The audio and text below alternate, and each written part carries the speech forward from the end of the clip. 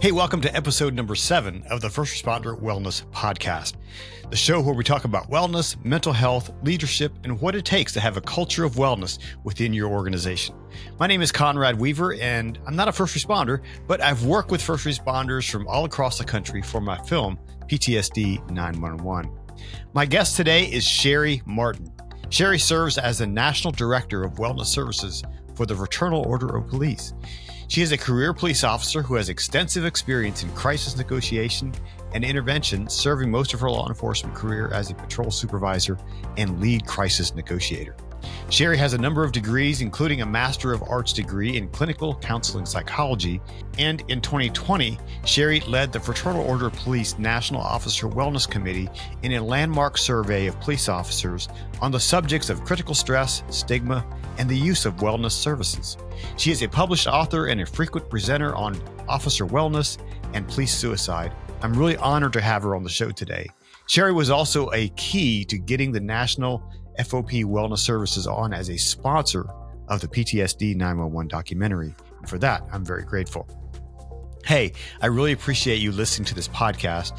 And if you think others would too, please subscribe and share this episode. And if you're interested in sponsoring the show, please send me an email and let me know about your company or organization. We're looking for sponsors who are passionate about the wellness of first responders. And if that's you, I'd love to talk with you and how you can help. Thanks again for listening. And now here's my interview with Sherri Martin. Well, Sherri, welcome to the First Responder Wellness Podcast. It's good to have you on board. Thanks, Conrad. Glad to be here. Yeah. So what have you been doing with yourself over the summer? You had nothing to do, I'm sure. busy time all the time for FOP wellness. Yeah. So let's go back. I want to hear a little bit about just the cliff notes of how you got involved in public safety. Absolutely. So I'm a retired law enforcement officer. I did not intend to become a police officer. That wasn't what I planned to do with my life. And I think, some people spend their whole life going, oh, I always wanted to be a police officer. That was not me. I got into law enforcement, not quite by accident, but kind of because I was tired of going to school. And I said, when I was in college, I was an intern at a police department. I was interested in forensic science.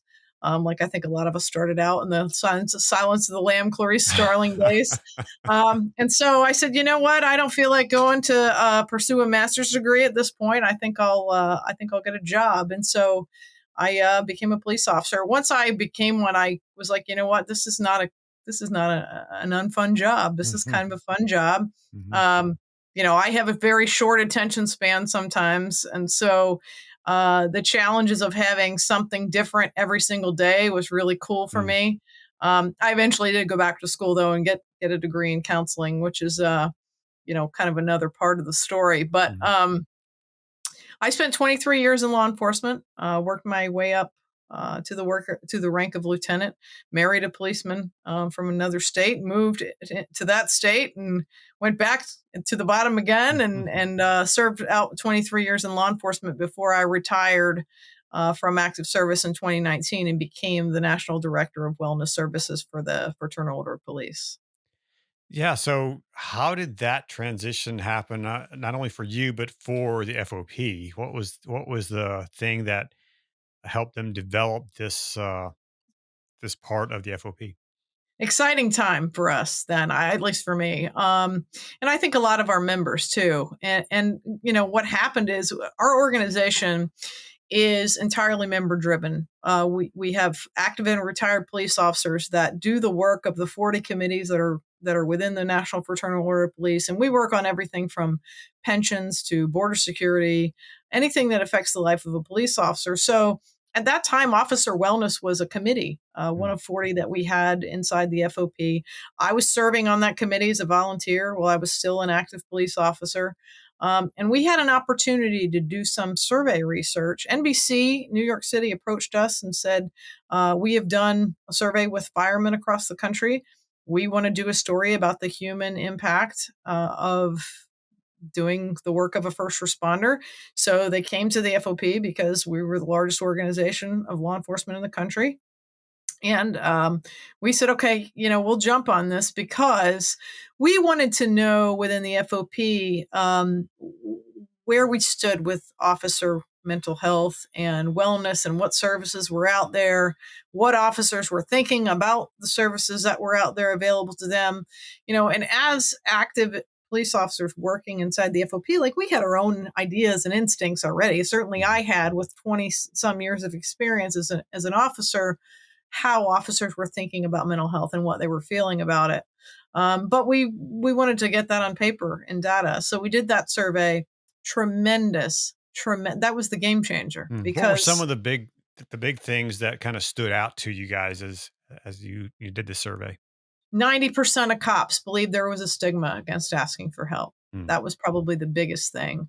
Other things we learned, some of the things that were keeping people from accessing those services, things you would think of like concerns about confidentiality, being seen as weak or unfit for duty. But other things like being worried that the clinician wouldn't understand law enforcement culture. Mm. 'Cause that's a Things real like problem. Sure is. Sure is. Yeah. I think we're, and I'm sure we'll talk about this in the podcast, but we're trying to improve that Yep, sure. situation. Another big thing we learned is that peer support was the go-to. And back then, that survey was in 2018. Back then, peer support was a lot less popular. It just wasn't as common. I won't say it And wasn't that was pre-COVID as well, and all the stuff pre-COVID. that brought. Yeah. Yeah, yeah. And I mean, and back then, a lot of first responders didn't have peer support available to them. Mm. It was mostly EAPs and, formal clinical programs that were available. And so, but the officers that did have access to peer support told us, yeah, that's what we want. That's where it's Did you at. see an uptick after COVID or coming through COVID? Was there more involvement in peer support after that? Absolutely. I think, and I think it's not only COVID. COVID, I think, certainly was a driver. Mhm. But lots of things kind of happened, I think, all at once in the law enforcement world Right. that drove peer support to be, as popular as it is now. Mhm. One of those things, too, was the federal government, the Department of Justice Cops Office, and other facets of the Department of Justice started to fund programs for mental health for law enforcement. And so those grants provided an opportunity for a lot of agencies to build their wellness programs, including peer support teams. We started to talk more about how much officers wanted peer support. That national survey and the reach of the FOP kind of, I think, really bolstered the reach of peer support programs, and kind of drove home that that's what we needed to be doing. Because if we are going to try to get our first responders to use services, we need to give them what they want, right? Mhm. And if they're telling us they want peer support, that's what we need to Mhm. do. So prior to you coming on board, this was kind of run by a committee of volunteers. So now the FOP said, "Hey, we believe in this so much, we want to invest some dollars into this." And so they brought you on board. I don't know if you have a staff or not, but at least that there's some money being involved because this is an important thing. Yeah. Yeah. And so, yeah, the other half of that story is that the response to the survey was unprecedented, Hmm. which told us that our members really wanted to talk about mental health. They really wanted something to be done. They wanted us to focus on this, not only as an organization, but as an entire profession. And put some resources behind Hmm. it. We had a division of labor services, we had a legislative division, and then our leadership said, all right, this is important to our members. We're going to have a division of wellness services. And so, now there's a lot more money invested, resources invested, time invested. That's my full-time job now. I have a committee still. There is still a wellness committee. Hmm. There are 8 active and retired members of the FOP who have backgrounds in peer support, crisis intervention, hostage negotiation. 8 tremendous folks who work with me to do the work that we do in the Division of Wellness Services. Hmm. So in the past years since the survey came out and since you came on board, how has the conversation around wellness changed or shifted within law enforcement? I think, for one, if I had to say one thing in particular, it's gotten a lot more common. Hmm. We That's a talk a good lot thing. more. Yes, it is. Because it breaks down that stigma, right? Hmm. The more we talk about it, the more normal it seems, the less stigma is attached, the easier it is for people to overcome those fears about being judged or seen as weak if they do access services. I mean, heck, there's a lot of time and money and effort and other resources being spent now to develop these services. Mm-hmm. We want to make sure people can get to them and use them and feel comfortable doing that.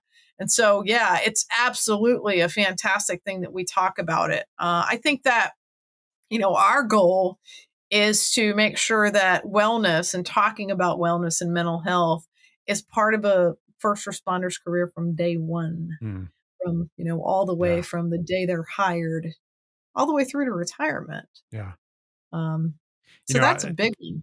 Just on that note, when we were in Des Moines, Iowa on our bike tour, we did a screening there, and the chief of police there was on the panel. He's a fantastic guy, fantastic agency, just really on top of wellness and really, really focusing on this. And he came up on the panel and he said two things. First of all, I wish every one of my cadets were in the front row of this movie, sitting here watching this. Awesome. He said, second, I know we need to do a lot more at the academy when it comes to wellness. So I think that conversation is starting to happen. Yeah, it is. We've seen just across the country, in our travels, that a lot more of that is being done, where more classes, even if they're not devoting an entire section of their curriculum in the Academy to wellness, we're seeing those. Whereas before, there might not have even been one class on wellness and taking care of yourself through the career. And now we're seeing that more and more commonly, which is awesome. Yeah, it's like one guy told me, back in his days, he was a firefighter, but back in the 50s, it was like, our introduction to wellness was suck it up, here's a beer. Absolutely. Yeah. So I mean, and it's been fun for me because I've kind of straddled those generations. I mean, I came into the profession when we still didn't really talk much about it, and seen it come all the way around. So what are you guys doing as the FOP to help kind of, play a role in pushing that momentum toward these goals? Yeah, so we have developed a number of programs and initiatives with inside the Division of Wellness Services to reach out and to continue to expand services and to fill in the gaps, if you will, of where we thought maybe services were lacking or officers were reluctant to use services that were already available, and kind of encourage those outside of the FOP to develop similar systems. And there's, when I talk about this, I talk about our wheel of wellness, and there's different spokes on the wheel. Each one is one of the things that we've developed. And so I'll kind of just, go through those one by one, and we can chat about those a little bit. I think maybe the one to start with is one of the things we talked about already, is that one source of stigma being a concern that the provider won't understand law enforcement culture. Right. So, that stems from hearing horror stories about first responders who had actually taken the step to go see a mental health provider, only to have that mental health provider say something to them that was off-putting, and gave a clear indication that the clinician did not understand at all the nature of their work. And sometimes, as you well know, taking that first step to get a first responder in to see a professional is a huge one. And if it goes wrong, they may never come back. It's going to close the door, Yeah. Just close that door. Right. So we said, all right, we need to identify, because we knew they were out there, those wellness providers and programs who are practiced at working with first responders, who are what we call culturally competent, who understand law enforcement culture. Even, some of them are former law enforcement themselves. And we're talking about individual therapists, psychologists. We're talking about residential treatment programs for those who need that level of care. We're talking about wellness training programs. We're talking about crisis hotlines that are geared specifically to first responders. What we do in the FOP is we vet those resources. We find them, we vet them, and then we've started to catalog them in what we call the FOP Approved Provider Bulletin. That's a website that's a page right off of our FOP.net website, where an officer, a spouse, a department head, anyone can go look at the list of resources that we have already vetted there, and hopefully find themselves a resource if they're looking for some care. Mhm.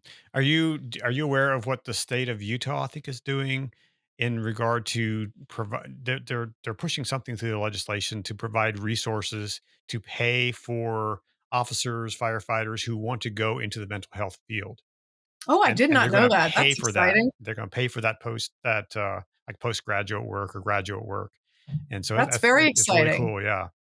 Yeah. Oh, wow. That's cool. I'm gonna be in Utah in a couple of months actually. So I'm gonna see what I can learn about that and see if maybe I can gather some Yeah, I more was talking to information. someone about that. I forget what the name of the congressman or the state rep that's kind of pushing that, but yeah, it's a whole initiative that they're working on to within the state there. If you're a first responder and you're getting ready to retire, or if you're just wanting a career shift, but you want to go into mental health, here's the money to go do that. Super So exciting. yeah, That is awesome. Yeah, and you bring up a good point there with that. And Utah has probably realized this, that there does seem to be a shortage of wellness providers that, right. work specifically with first responders. What we have found though, there are a lot of people who want to do that work, Mm, who genuinely come from a place of wanting to help, um, the helpers, and what they don't know, they want to learn. mhm, And so there's a push too for us to, educate those people who have the desire mhm. to do that kind of specialized and nuanced work. And so I think you're going to see all those things Yeah. happen. What if there's a mental health worker watching this or listening to this and they want to have a curiosity for this, what should they do? What's the first step that they can do to kind of get to that place? It's a great question. So there's a few things, right? One, get to know their local first responders. Mm, Reach out to the local police department, fire department, and, EMS department, whatever it is. Go on a ride along, mhm. or two, or three, or seven, Yep. and really see and immerse themselves in the work that these folks do. Another thing I would say is there's some training programs out there online for first responder clinicians. To learn more about what the culture is like, investigate some of those.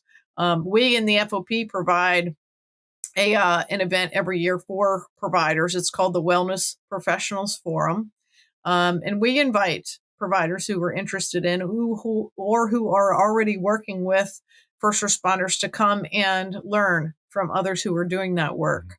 Cool. And so, yeah, there's lots of opportunities out there if they just look for them. Yeah. So what are some of those other spokes in the wheel that you guys have?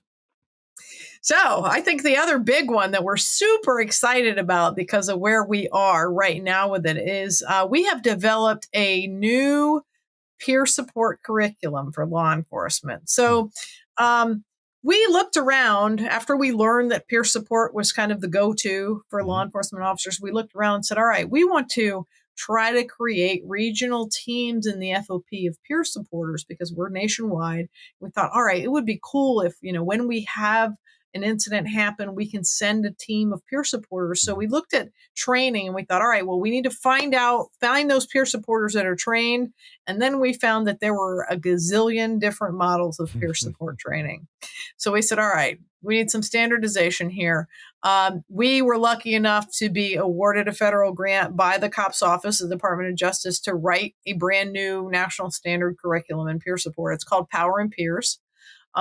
We are doing the first pilot of the Power in Peers course in November. mm, And actually, I'm lying. December, second week of December, we're doing that. Super excited about finally seeing this come mm. to fruition. It was a 3-year process to research and construct this curriculum, and now we're finally going to be teaching folks how to become supporting peer mentors and to train others to be supporting peer mentors. That's awesome because it's more than just knowing, listening to your fellow officer tell their thing. You got to know what to do when they present Oh something yeah. that's like, oh, that's heavy. You got Oh to know yeah. where to Oh go, yeah. what to do, right? Oh, yeah. And so, the cool thing about this is there's a couple of things, actually, there's a few things in this course that, some of the things will be things that people have seen in peer support Mhm, courses before. We teach about responding to crises. We teach about active listening skills. But there's a self-care element in this course that teaches the supporting peer mentor to make sure that they're taking care of themselves. There's a part of it that teaches them how to recognize work with a peer that's out of their scope. Peer support is not clinical work. And so we teach them how to work with their peer to find a higher level of care or service, should that be necessary. We talk about aftercare. We talk about following up with that peer after they have gone to a higher level of service and continuing to walk the walk with them. And through all of that, working with their personal strengths to help them learn how to get back on their feet themselves, lean on that peer, but use their own strengths to improve their own confidence and know that they can get through tough things. I know there's peer support for like the rank and file, but the further up you go in the food chain, the smaller that group gets. You bet. Is there peer support for, lieutenants or captains or chiefs? Yeah, that's one thing we're seeing also come up more and more is mental health support for those higher ranks, which is important, right? Sure, absolutely. And it's important not only for their care, but also they're the example. Right. So, we have to be able to support all levels. The Power and Peers course is designed for any police officer, any person that works in a law enforcement agency, civilians also are included, all ranks, all levels, and retirees. So we're going to bring some of our retirees in to get trained as well, because they're a tremendous resource for us. And I'm sure they also carry a lot of other things that if you're working, you don't carry that. You carry those maybe regrets, maybe those, you're looking back with longing perhaps at the job and you don't know what to do. Maybe you don't have purpose. You don't have something that you're actively going in. And so there's a whole different set of challenges there for the retirees. Double bonus though, for the law enforcement profession. I think the Power and Peers course is going to be a great resource, not only for retirees who might need support, but also for retirees to give back. Sure. Those who become supporting peer mentors, exciting time. Yeah, that's awesome. What else are you working on?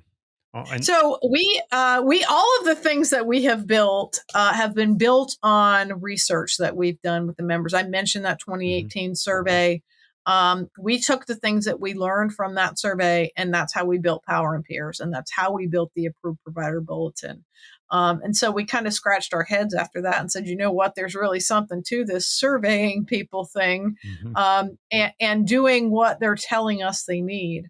So in 2021, we decided that we would continue to survey members of law enforcement on a regular basis. And we instituted what is going to be now a biennial survey. So we are going to keep, in 2021, we measured 35 variables. And it was everything from what stresses cops out to levels of suicidality, levels of burnout, and psychological distress. But we also asked about current things that were happening then in law enforcement, like the protests following the death of George Floyd, how officers felt that their relationships with the community were going, and other things that were kind of affecting, in a indirect way, officer health and well-being. And so we found some very significant things from those findings of that survey, have published a number of papers that talk about what we found in that survey. Things like the number one source of stress among 60 different things that stress cops out in 2021, the number one stressor was staff shortages, over and above having a colleague killed in the line of duty. I mean, that's significant. Sure. Yeah. Sure. Unbelievable. Things like 65% of cops are worried that they were going to be fired or arrested or sued for doing their job. And that's because that's just kind of the environment that we were in 2021. So the 2023 survey opened just a few weeks ago. It's open to active and retired law enforcement officers. It'll be open until November 1. So if you're out there listening to this podcast in October and you want to get in on this survey, it's an anonymous survey. It takes about 20 minutes to complete. And, some things, Conrad, we track over time. We're going to continue to track which wellness services people are using because we want to make sure we're on the right track. We're going to continue to track levels of suicidality and burnout so that we can, share that information with those who are trying to help. But we're also in this survey talking a lot about retention and how That's officers feel that their agency, it's huge right now.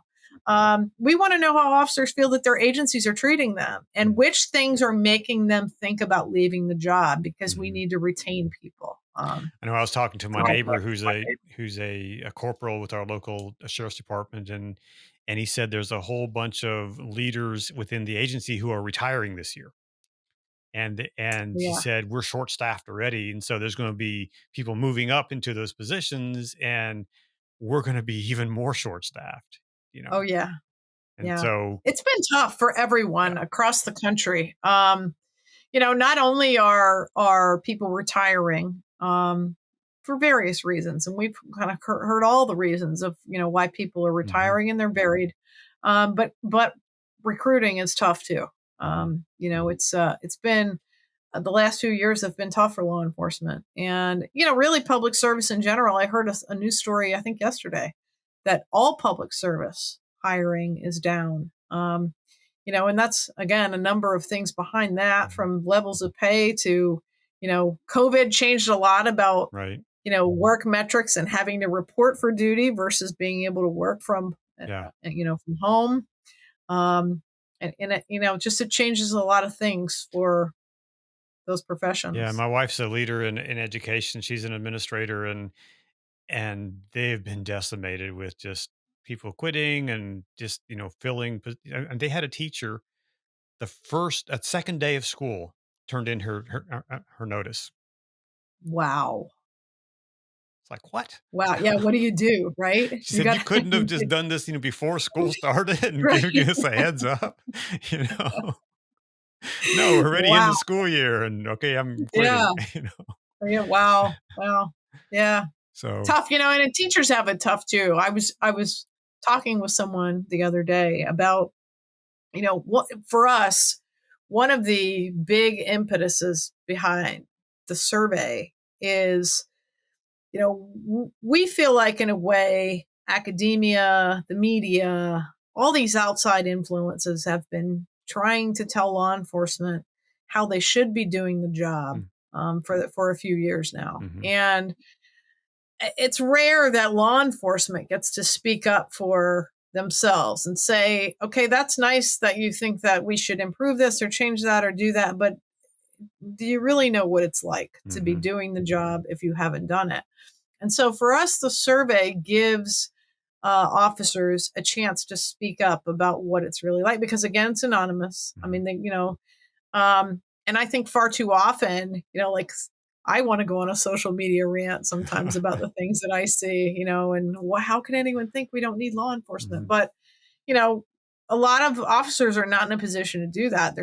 Their departments won't allow them to, post opinions on social media. And so I think some of them feel that they don't have a voice. And for us, not only for us to learn about what their needs are as far as mental health and taking care of them, but to give them an opportunity to be heard as well. And so I said to someone the other day, we're often told in law enforcement how to do our jobs. I think the only other profession where people are told how to do their job so much from outside the profession is teachers. Yeah. Yep. Teachers are also constantly told by other people how to do their job. By the parents. Yes. So, yeah, I empathize. And by some politicians every once in a while. Yes. I empathize there. So, yeah. So, and I guess probably the other big spoke in our wellness wheel is our Wellness Professionals Forum and our Wellness Summit. Every year in February, we hold a 2-day wellness training event that is geared toward law enforcement. We invite spouses and partners to join us as well, and some do. And then we have that Wellness Professionals Forum that I mentioned. Wellness professionals can also attend the Wellness Summit, and we hold 2 full days of training seminars that are all related to different parts of wellness. We try to get everything in there. We get a little financial wellness, little family wellness, a little spiritual wellness. We even offer, I'll say optional physical fitness activities that we guide. And we do get good participation in those. We do an organized walk. We have some yoga and some meditation and some other things. And you even show documentaries once in a while. We even show documentaries. Yes, we had PTSD 911 at our summit last year. Tremendous addition to our program. Thank you for that. Yes, we loved having you there, and really great feedback from the attendees at the summit about the film. Right. It really kind of tied everything together for people. We spend all day in a seminar or various seminars, but then, coming together as a group to watch that film and everyone's reactions to it really added something to the summit. So thank you, Conrad. I'm sure. Well, thank you. Well, it'd be interesting to see in the survey how the attitudes toward wellness have shifted from your first survey. As Absolutely. the years go on, it'd be interesting to see that. Yeah. And that's why. So another thing that we talk about a little more as we go through these surveys is stigma. And we're going to try to measure those perceptions of stigma as we go through. One thing we've been able to tell, which is pretty cool from the 2021 survey, is we looked at which wellness services first responders were using, specifically police officers were using, what was available to them, 1, 2, what were they using, and 3, what did they find effective? And we're on the right track. They still say peer support's where it's at. Even if it's not available to them, that's what they think is most effective. But here's the cool thing. The more wellness services that an agency provides, so, providing more than just EAP, providing peer support, chaplaincy services, other training and wellness, heck, a financial, whatever. The more wellness services an agency provides, the lower the stigma around wellness services and the less psychological distress their personnel show. And we can tell that by comparing those metrics amongst respondents to the survey. So coincidence? I think not, because what happens is if an agency provides one wellness service, it checks a box. And okay, we've checked that box. But if an agency provides 4 or 5 or 6 or 7 different wellness services, and some agencies are providing 10 or more, then it creates a culture of wellness in that agency. It lets the workers know that, hey, they're providing all these things. They must really care about my well-being and my family's well-being. And then that starts to change things. Goes back to what Todd Jerry says, as it's a buffet of options that they offer in Garland. Yes. Yes. And who doesn't like to go eat at a buffet, right? You can pick and choose what you want. Lots of choices. Yes. Yeah. Another big one, Conrad, and I think this is a street we're going to go down now, is family wellness, bringing the families in. That's so important. So very important. And that kind of was something that we found in one of our prior surveys, is that during COVID, we did a little mini survey to kind of try to find out how COVID was affecting people. And one huge takeaway from that is that the officers' biggest concern was their families. Worrying that they were going to bring COVID home to their families, over and above their own safety. They were worried about their families. And it kind of, it sheds light on the fact that families are often our biggest concern, our biggest worry, and our biggest source of support. And so that's an untapped resource as well. It's one thing for an agency to realize that, hell yeah, we probably ought to also take care of their family, but agencies are a huge source of support. And if we're trying to support our employees, that's another place we can look. Yeah. It just reduces the stress for that officer, right? To know that they have support for the family. And something that Todd talked about, and if you haven't heard the first episode of this podcast, go back and listen to Todd Jerry. He talks about how the results of all these things, it's going to take some time. It's going to take some time to see the results of it. But what you might find is people aren't calling in sick as much. There's not as many, what's it called when they I don't know, all I can think is beat down somebody with that is showing a use of force or Excessive yeah, force, yeah. yeah. So Yeah, there's less of that because you're taking better care of yourself. yeah, yeah. Reducing stress, reducing anger, reducing fatigue. Hmm. Fatigue's another big one. That was another big source of stress we found in the surveys is fatigue. And, if you think about that, I know we talk all the time about sleep and how important sleep Hmm. is. And sleep and fatigue are two different things, but related. And just the kind of different mindset that all human beings are in when they don't get adequate rest. Hmm. And rest including time off from work, Yeah, for to keep a work life balance and be able to spend time decompressing and yeah. doing things they want. And what about? So I had a friend who's in law enforcement, and he talked about how they are still doing the swing shift thing, where he's every 3 weeks he's on a different shift, and it totally screws up his sleep cycles. Been there, done that. Yep. Yep. And so, what can someone do who's like, just an officer on the street and they're like, why can't we have permanent shifts or why can't we do something different here than, I'm on days one week and I'm on evenings the next and on nights the next and I'm totally screwed up every week. Yeah. Yeah. And to that, Conrad, I'd say a couple things. I mean, number one, obviously, try to influence your administration to make changes. Do some research, find the science, Hmm. and present it. And if you have that opportunity to let them know what science says about the swing shifts and what that does to a person's well being, those shifts are tough. Hmm. Been there, done that. Worked many more midnights than I'd like to recall. But sometimes there's not always the opportunity to make changes or to have any influence to make changes.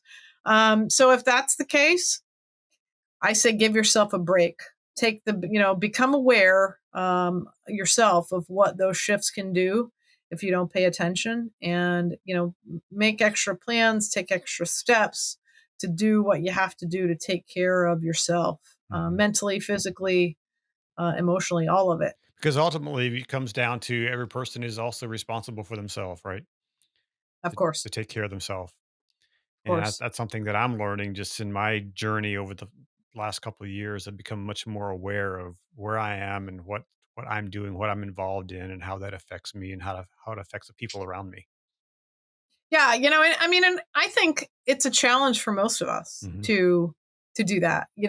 And I think specifically sometimes those in first responder professions, because we're used to worrying about and taking care of everyone else. I'm in the same boat.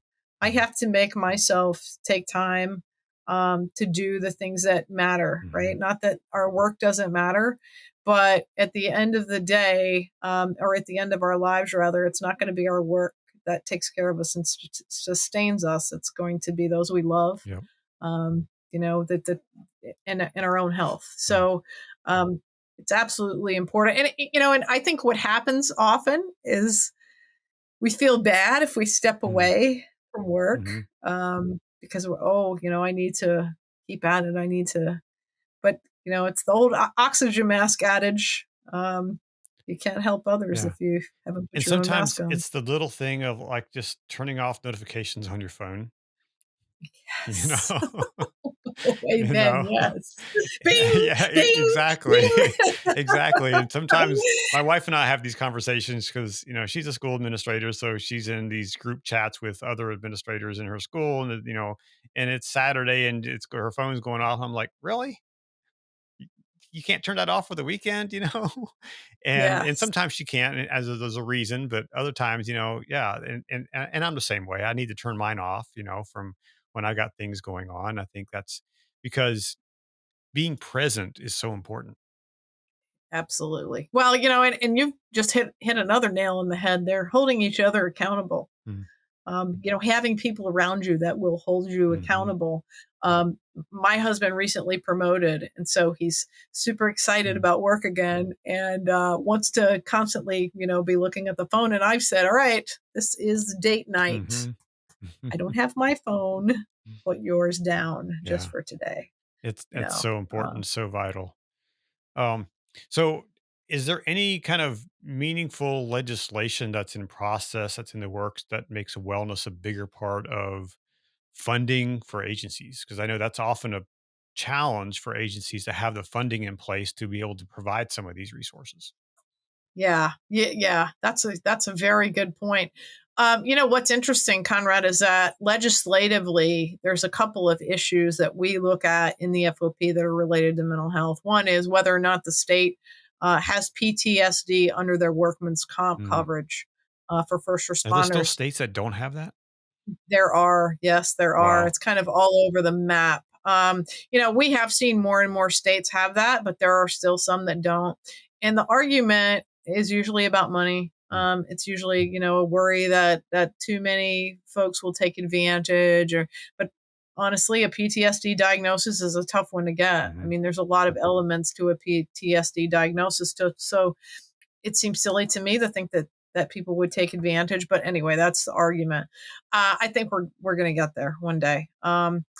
The other thing that we look at a lot is peer support, confidentiality for peer support, Mhm. and more states are realizing and recognizing that there needs to be confidentiality maintained between peer supporters, just like it is between clinicians and their clients. Because without that confidentiality, there's still going to be a reluctance to use that service, and we need to remove every barrier we can that would keep someone from accessing services. So we kind of track those and where states are, and kind of try to help those states along that don't have those protections. Um, but there are other things exciting that are happening from state to state. So, for example, you mentioned that effort in Utah, which Mhm. I did not know about. Arizona has a law that provides a certain number of sessions with a clinician to their folks as a matter of course, Mhm. paid for under an act that's adopted into law. Very exciting. Mhm. I mean, and that's I would love to see other states follow suit where this is a benefit that's already provided to our first responders that they don't have to worry about the cost. It's kind of built in just Mhm. like anything Sure. else. Yeah, that should be. I mean, it should be just a given that because we want healthy first responders in our communities Yes, we do. because We all do. healthy officers make healthier decisions. Absolutely. And then that makes everybody safer, Makes right? everybody safer. Um, Yeah. so what else gets you excited about what you're doing and the work you're doing? What's really on the front of your radar that's like, wow, this is amazing. You're really excited about this. Well, I think, probably the first thing is seeing all of these projects that we have been working on for a few years now finally coming Mm. to fruition. Seeing that approved provider bulletin come together, the fact that we get new applications from providers every day who want to be vetted by our committee and added to that directory. Mhm. So that's fantastic. More providers keep coming. More people want to get involved with supporting first responder mental health. That's super exciting. Seeing the peer support class, the peer power and peers class, finally be finished and getting ready to be deployed, and us, the next step there is going to be for us to create a nationwide network of supporting peer mentors. So those officers that are trained, so that they can network with each other and they can lean on each other for support as well. So that's coming down the pike. And I think another cool thing is these 8 special folks that I work with on my committee constantly have new Mm. ideas about things that we can do to add to the services we're already providing. And so we're looking at other things. We're looking at some family wellness programs, working with our national FOP auxiliary. We're looking at how we can work more to educate clinicians out there who want to learn more about working with law enforcement, but don't quite have the knowledge base yet. So lots of stuff still to do. That's awesome. Well, congratulations on all that and the work you guys are doing. It's really amazing, and I'm hoping to be able to come to the summit this year or this next year. So we'll talk about that offline. So a couple more questions. One, what do you do to take care of yourself? That's a great question, Conrad. Well, I spend a lot of time with my husband, who is also a law enforcement officer, and it's actually kind of funny. I am home. I travel quite a bit Hmm. during the year, to conferences and FOP meetings and things, and doing the work that we do. Um, but during the holidays, usually I'm home, and during the summers, I'm home a lot because conferences don't happen so much during the summer. So I pack our social calendar during the summer. I'm a big concert goer. I love music. I love live music, and so I'm constantly buying tickets to concerts for us, or finding some live music venue that we can go to. We have a boat that we spend time on in the summer, and so yeah, I mean, those things. I have a garden in the summer Hmm. that I do as well. Huge vegetable garden that I really love taking care of. So, it's a little more challenging during the times when I'm traveling to Hmm. find those times and those outlets. But what that looks like is still, planning. You Hmm. really have to plan sometimes your off time, if you Hmm. will. And I do that. I make a conscious effort to plan things so that because otherwise I might not get off my computer. You should try a cross country bike ride some summer. Looks like a super fun time. I do like traveling. And, unfortunately, the past few years, all my travel has been mostly for work. Mhm. I did go on a nice vacation to Costa Rica last year, but I mean, yeah, I mean, what a cool thing to do, to bike across the country and It see was it. amazing. Yeah, it was amazing. We're gonna actually I am produce envious. a little YouTube series on it, on kind of our whole journey. We're gonna do, I forget how many episodes, 8 or 9 episodes that we're gonna put That's together. So awesome. yeah, so that'll be coming out probably starting, the first episode will probably drop in January sometime. So You guys could become like the Forrest Gumps of cross country bike riding and get you're like not a the first following one who's behind you. mentioned that. Get like a following behind you. There Yeah, right. they are. And There we they get to the end, and why'd you stop? I was are. tired. Yeah, that would be super fun. Yeah. So, one last question. Well, actually, two last questions. Anything else that we didn't talk about that's front of mind for you? Oh wow.